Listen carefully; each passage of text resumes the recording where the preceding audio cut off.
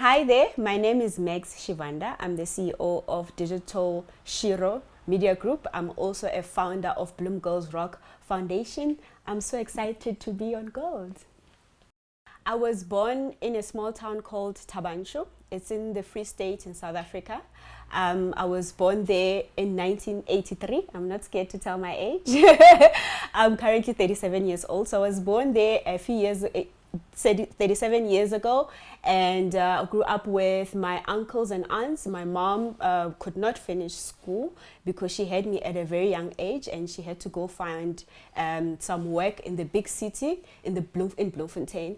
So I went to she came to pick me up when I was about 4 years old, and I moved in with my mom. As you can tell, then, because she did not finish school, we went through our own hurdles, but I was really blessed to have her with me when she was going through the things that she was going through. At some point, she was a security guard, she was a cleaner, and but all she really wanted was for me to become a success that she felt that she could never be, so I went through school with her. She put me through high school, and then when I was in matric, I told her that I want to go to university. She did not know what university was, but I told her that I'm very determined.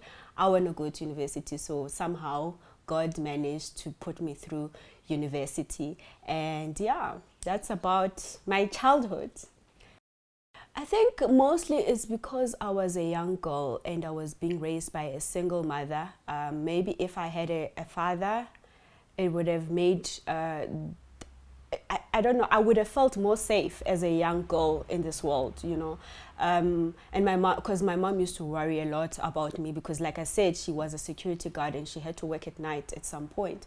So from a safety element, that's probably one of the biggest things that I used to struggle with. I never used to feel very completely safe because I was a young girl living in South Africa, which we all know that it can be a very tough place to live in as a young female, and you will eventually put yourself in unnecessary situations where you wouldn't have if you probably had someone as a male to guide you and tell you about other males what they're up to. And yeah, so mostly it would be more of an emotional challenge than anything else that I struggled with until in my adulthood, until I realized that I'm the one who needs to take care of myself and feel I need to feel safe within myself and make better choices as a young woman. So what led to me, I've always known that I want to run a business. As I think I was 22, I could see a vision of myself being, you say, what, CEO? Yes, could see myself, but I didn't know how I'm going to get there. But I'm just so grateful that I followed God with my heart. Like, whenever I was told, do this, I will do that. I didn't know what university was then, but somehow I was not even exposed to it. I didn't know anyone who was at university in my environment where I was raised. But somehow something in my heart, and I know it was God who said to me, this is the path you're going to take. So so from then on, I've always known that whatever that is being told in my heart to do, I must follow it. And I moved to Johannesburg from a small town 13 years ago, and I moved here and I worked. So I became an intern. I worked at big companies, I worked at small companies, but the last company I worked for was a small company, and God was like, you see, you can do this, because now I'm exposed to a small company where I saw how the owner of it started and how he's managing it, and that really gave me that thing that I can do this. But then when I moved there, I've always known that I'm not going to be employed by anyone ever again. I want to start my own company. And yeah, so that's how I started. I started in 2015. This year we actually 5 years. The company is now 5 years. And yeah, so that's when I started. I just knew, like, it's like a calling, because the things that you go through in a business, you need to it needs to be a calling for you to be able to handle those type of things. So I knew that time when I started that I can't go back. This is the decision that I have made to start a business. I'll say that there isn't really one individual, but through my journey, as if when I was even working for other people, there used to be one person that will inspire me, you know. But for me to actually start the business, I will say my husband, because he was like, you can do it, you know. He's my biggest, after God, he is my biggest cheerleader. He saw me before I even saw myself, you know. He could see, he's always seen that I'm capable, you know. So he's the one who also, because we had a child at the time, I needed that go ahead from him. Even though this is something I wanted to do, even though we knew maybe for a year or two I won't have any money coming in, and I used to work, I used to have a salary now. But if he's saying that no, we will be fine, we'll be taken care of, you go do your thing, you know. So that's when he is the biggest cheerleader that I have, and who is giving me greatest support. So every time we accomplish something, he's the first person I tell, because he's like, I've always known you're gonna do this, you know. So it's a great, I was really blessed to have him to push me. So I mentioned earlier that I founded a foundation. I have a foundation called Bloom Girls Rock Foundation. It's from Bloemfontein, where I was raised. I have adopted 23 girls. And then, yeah, so they are my biggest source of why I want to do this, because every day they tell me that they are watching me. They are looking up to me. So I can't fail them in a way, you know, because as much as I give them resources, we put them through school, we do a lot of things for them. Me being a success, it's important to them, because now they have someone that they look up to, that they can even have a conversation with on a daily, that is from the same environment as them and has made it, you know. So they are my biggest, like, if I don't want to wake up in the morning, I'm like, my girls are watching me. Even my kids too, you know. I want my kids to be proud of their mom. My son, I always tell him that, you know, I'm a big deal in the Free State. He's like, what do you mean? I'm like, just go there and tell them who your mom is. You will know, you know. So for me to say those type of things, I need to work for them. I can't just say, waking up and say I'm a big deal in a place where I'm not doing the work. And I find that we cannot forget where we come from. It's important, because and if you can do what you can to help, if you are able to have more food in the house, find a way to maybe supply food for the people back at home, you know. So for me, my girls are like, they just give me like a sparkle when they just talk to me, and I realize that, you know what, I'm not doing this just for myself. There's a huge tribe of young females that are coming before me and are waiting for me to push the boundaries for them, you know. So they are like, on a daily, they are the ones that actually give me, and I hope and I pray that I have impacted them. I know that they tell me that I have, and one of the ways I tell them, like, when they thank me, I'm like, don't thank me, pay it forward, do it for someone else, you know, because somehow in a way we will make this a ripple effect and eventually make this world a better place. Because the only way to help people, when we're helped, you should also help other people, you know. I was helped when I was growing up. My mom did not raise me by herself. There's people that were there that made sure that I was safe.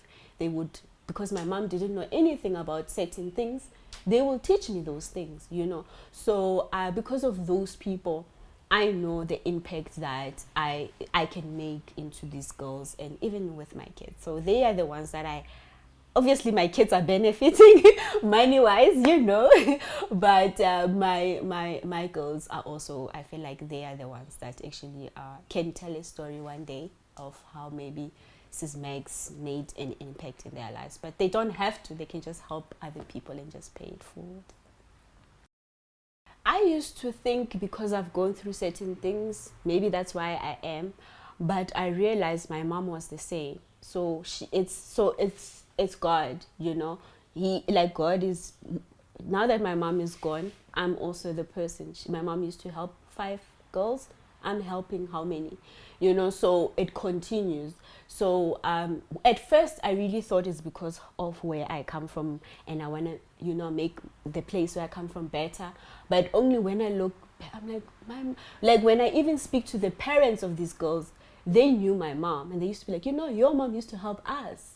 So it can only be God. It has that element of me, but I still believe that other people are able to help just by seeing that, but it I don't it's a part of who we are as human beings. We were created from love, so that's why it when you are helping and when someone say thank you, you feel more at home because it's part of who you are. All of us, no matter what, we're all created by by one God. So we all have that, and some miss it, some lose it, but somehow when someone says something beautiful about, like, it triggers that heart and the God inside of you. So for me, like I said, I thought it's because of my environment and I saw things were bad and I'm like, let me help. But now when I reflect, I realize I was born with this gives me, it's like, it you see how I glow when I talk about my girls and people that I help. I know that's what I'm meant to be, and it's important for me to become, and the company to be successful, because it self-funds these projects that we do, so so I really think, for me it was God. It wasn't just picked up from nowhere. If you're at a place where you losing hope and you think that things are not possible, I would really, really, really, really like to encourage you to know that when you wake up in the morning and you open your eyes, that's a blessing on its own. It's a blessing on its own. And if you even have a roof over your head, because there's so many other people that don't even have a roof over their head and are struggling, the fact that you can see me, it means you have some sort of a resource, and knowing that and being able to see me and have this conversation and listen to me, it means that there is somehow where you are favored. And don't forget that, and please pray for more of that and ask more of those type of things that you see the favor on. The things that are going bad, that are happening in your life, it's things that you can't control at this moment. The ones that are good, the fact that you can open your eyes, that's a blessing.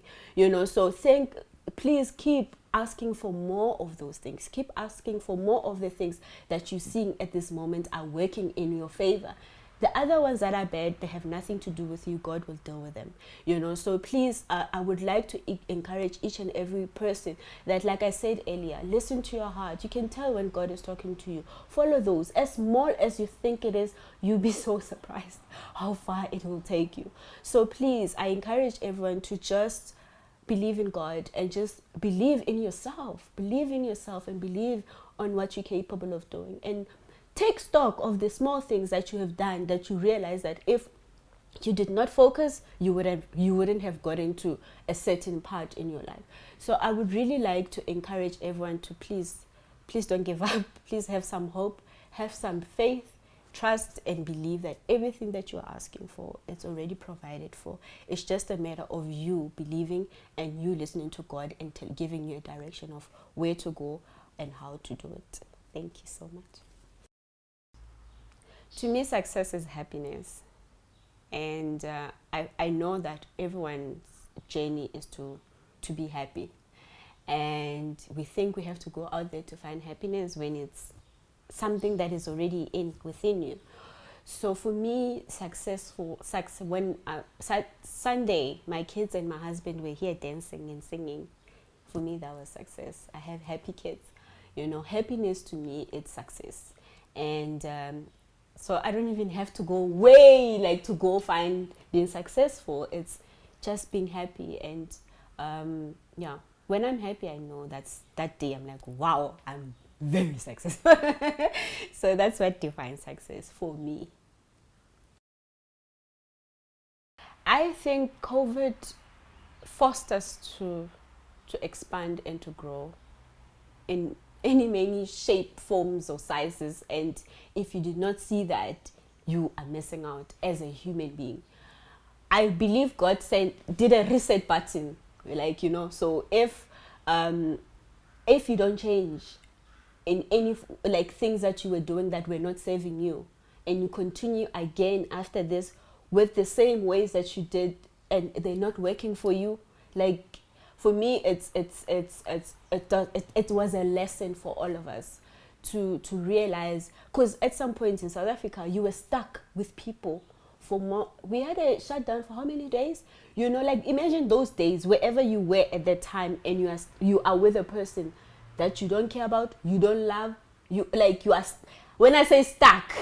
So if at that time that was what was going on with you, you were given you are now have been given a chance to make things right and to be happy, you know. And if you were at a place where when you were locked down and you were happy, it means there's something right that you're doing, you know. So to me, it's about the lesson for me, COVID. It's about us as human beings, that we are so intelligent. We're gonna adapt. We're gonna be okay. We've managed to go through so many other pandemics, and some of us, our ancestors, everyone have gone through that.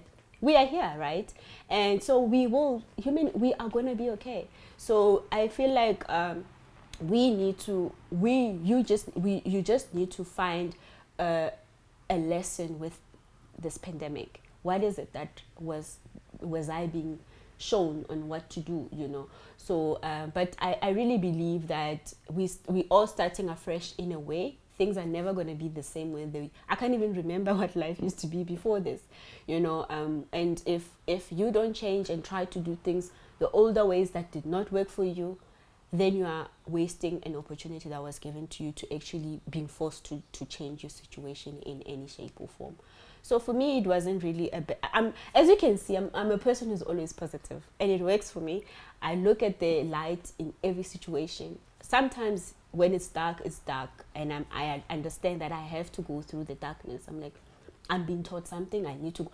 As much as sometimes it's so hard, I can't even think like that. I'm like in my own dark space, and I'm trying to figure out why I'm even there. But eventually I find a way to see a light in in any situation, you know. So I really think, and I hope that those are the qualities sometimes that people need to learn in order to thrive. I won't even say survive, because human beings are not meant to survive. We are meant to thrive, you know. So I would really like everyone to actually consider those things of what is it that I was shown to work at that will work for me in the next pandemic. Hopefully not. But I'm just saying, when something harsh also come again, then you have equipped yourself with resources, because you've learned from the past mistakes on what we could have done better. But there isn't anything, I don't even think there's anything as a failure in life. It's just about learning and standing up and moving on and doing your best as every day. You know, when you're going through those things, you don't even think that you are coping, you're having a coping mechanism. But with projects, you know, sometimes I wish I had the foresight when something is happening. I'm like, because when I go through a difficult time, especially with projects and with clients, and maybe I lose a project, but then something bigger comes, I'm like, oh, so I needed to learn 1, 2, 3, 4, 5 from that, so that I can open myself for this big one. And then the big one I get, I'm like, oh, okay. So now I'm learning that when I'm going through something, I'm like, I know something is in line. God is next door, you know. So, but I think because I had to learn to be very positive and to always find a light in every situation. I've maybe been lucky or blessed enough to, when something that is bad is happening to me, I still, if I promise you, like, you will, when you see me, sometimes you won't even think I'm going through a tornado of darkness. Because what I do is that if I even see like a small flower that is pretty, I will hold on to that beautiful flower. This tornado, I'm not going to deal with it. You will think that, oh, Max is going through such, without even realizing there is so many other things that are present and are happening in my life, but I'm not giving attention to them. I'm giving attention to this beautiful tiny flower that I've been given an opportunity to even recognize. And somehow, like I said to earlier with my message, somehow, because I'm focusing on that, then the bigger one comes, somehow all this tornado that might not even be a tornado to God, it's probably like a dust, it gets fixed because I'm focused on the positivity. No matter what, the fact that I'm drinking clean water, to me, it's a blessing. I will hold on to that. I will milk that feeling until the situation in my life changes. So that's how I've managed to mingle through life and swerve through life, and be able to have the mentality and the spirituality that I have today. I think at this moment is actually a lot of people might not see it, but there's a wave of the good of people coming. There's a wave of where we see as much as people don't love social media and they think it's bad, the good side of it is when people are telling their positive story and it ignites something in all of us. So that wave is coming.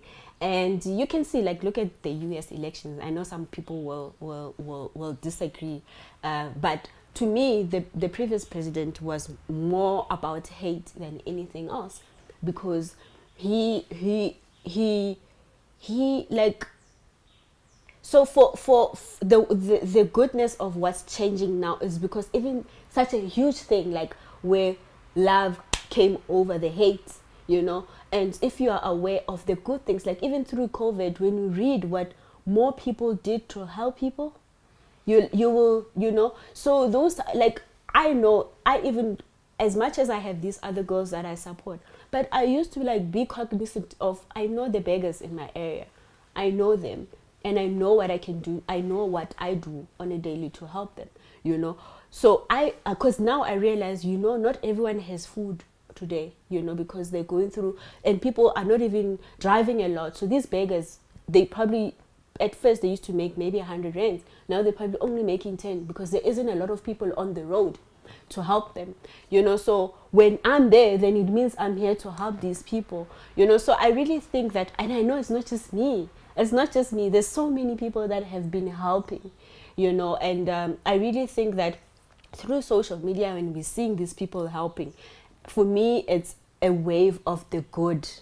Eventually, we will see it literally putting down the hate that is also happening in this world. So I see it, and I don't know, if someone says they don't, then they don't. I see it. Yeah, I think for me it's human trafficking. It's especially, I guess it's what's happening in our country now, where the spotlight is being put on, where people are not safe, especially women and children. Especially children, like innocent souls like that. How, like, I don't understand how we were built to even be able to do that, to take someone's child. And for me, even the thought of it kind of makes me like sad, and there's nothing I can do about it, and it's something that has been happening for centuries and centuries, and now that the spotlight is being put on, I really hope and pray that, I wish it can end. It's such a torturing thing to think that a child can go through all of those things, and putting yourself in their shoes. I can't. I have a daughter. It scares me. I have a son. It scares me. It's not just girls that are not safe in this world. It's also boys and men. Men are killed by other men, So it's not that it's just women that are not safe, And so for me, it's human trafficking. I'm scared to even get involved, because I know with my little heart, I won't be able to survive to even try to help the people, because it's very traumatic situations that those people go through. So I wish that could really end. I think the best book I read was last year. I've read a couple after that, but this one, it's I forgot the name, but it's about unlocking your mind and making your mind work at your advantage, and maximizing your mind. You learn how to concentrate. The simplest things that we think that you know how to do, but you all want to multitask. Don't multitask. Concentrate. It teaches you those things. I need to remember that book. I was given to by my mentor, and obviously she gives me a book and then I have to retain them, but I wish I could take it out and show it to you. But that book, it literally opened my mind, because then I was like, so I do have control over my mind. I can train my mind. If I can think this way, if I don't want to think like that anymore, because I train my mind to think like that, I can untrain myself to think in other way. So that book, flip, it's not even coming to me because it was last year, but I will never forget that book, because I feel like each and every one of us must learn things that will, must read about things that will put us to the next level. To me, being like having full control of my mind and my thoughts, it's my biggest, it's my thing. I want to do that. I want to be able to know what I'm thinking about at this moment in time. So it taught me about, like I said, to be just being disciplined and learning to concentrate. Like, people don't realize that you train yourself to concentrate. You don't just learn how to concentrate.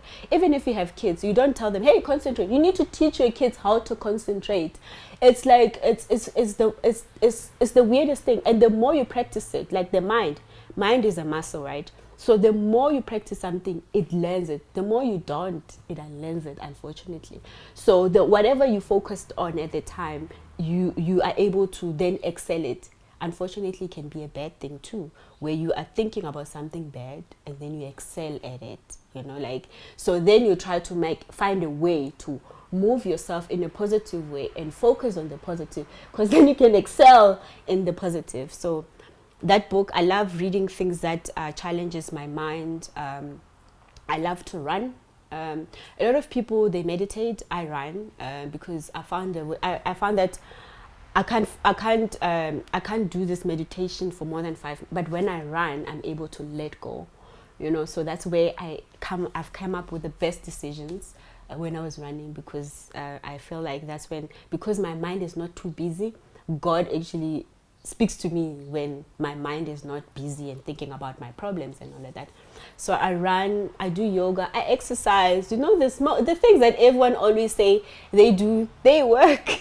They do work, and I pray a lot. I talk to God every day, every maybe 10 minutes. I always like, God, where are you? Like, I'm here. So I do that.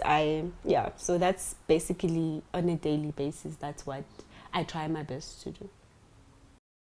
I think my PowerPoint, I'm going to be a bit controversial. My superpowers is being a woman. For me, being a female and knowing my strength is my superpower. I know how to be in a room full of, if someone is here, I can bring them here. It's my superpower, because I'm telling you my superpowers. But I know how to be a woman. I cannot outman a man. I can be a woman, and then me and them will be in the same, we'll see each other eye to eye like that, because then he recognized my power, because I see his power all the time. So for me, being a female and being a woman is my superpower. The strength of my companies is because I'm a woman. Me being empathetic, like having empathy, me being nurturing, me being like all the characteristics of being a woman.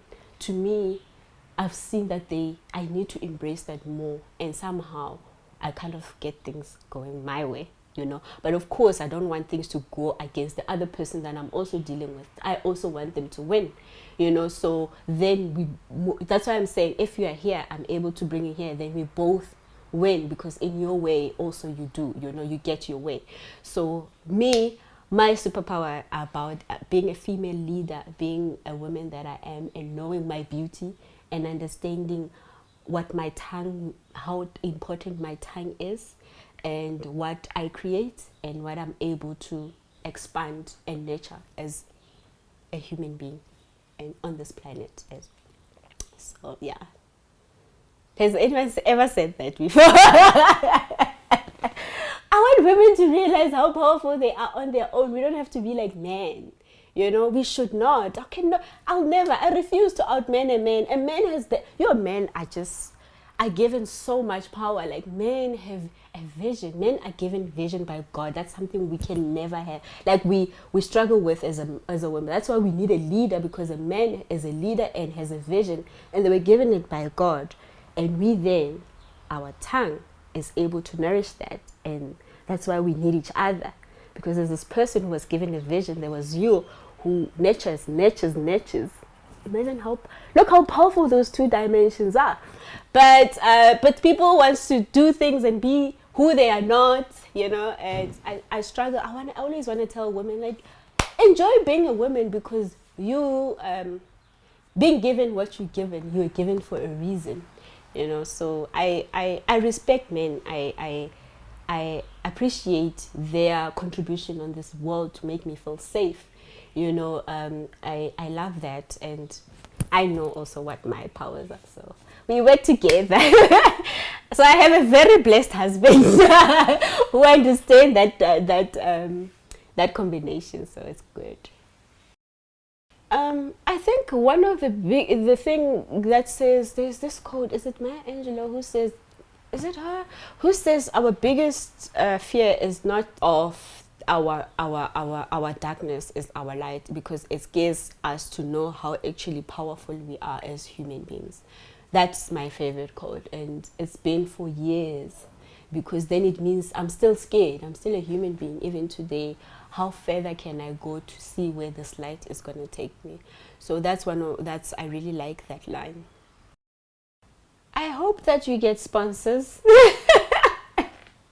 You should, but you will. When the time is right, you will. And just keep doing what you're doing, because this is to have a show that is specifically focused on you. Your vision might be different, but when I was like, this show, it's about love. It's about love, it's about light, it's about, you'll always somehow, so it means that you need to dream bigger. You are where you said you wanted to be 3 years ago, right now. But then it means you need to be further. You're on TV. Like, how many people don't even have that opportunity? They have all these ideas, but they never even make it.